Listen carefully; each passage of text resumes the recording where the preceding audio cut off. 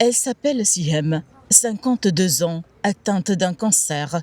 Elle a quitté tôt ce matin la ville de Bizerte pour rejoindre l'hôpital Salah Azaïz à Tunis. Un long trajet chargé d'espoir, mais qui se termine par une grande déception.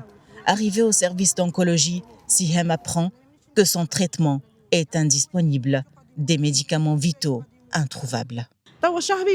Depuis 2 mois, je fais des allers-retours entre Bizerte et la capitale sans réussir à obtenir mes médicaments. Leur coût dépasse 6 000 dinars et même hors hôpitaux publics, ils sont introuvables.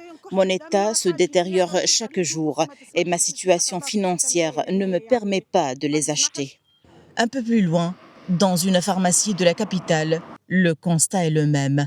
Les pharmaciens parlent d'un manque récurrent de plusieurs médicaments essentiels, notamment pour les maladies chroniques et graves. Les pharmacies privées et la pharmacie centrale font face à une grave pénurie de médicaments essentiels. Cela concerne notamment les traitements pour la thyroïde, l'hypertension ainsi que les antalgiques destinés aux patients cancéreux. Même les versions génériques de ces médicaments sont introuvables, avec 20 à 30 références indispensables actuellement en rupture de stock.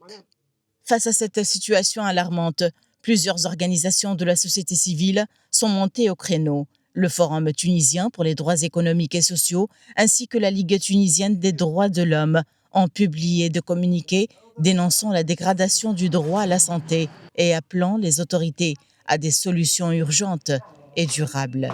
Dans ce contexte tendu, le président a rencontré le ministre des Affaires sociales, une réunion consacrée entre autres à la crise du secteur de la santé. Mais sur le terrain, pour Sihem et pour des milliers de patients tunisiens, l'attente continue.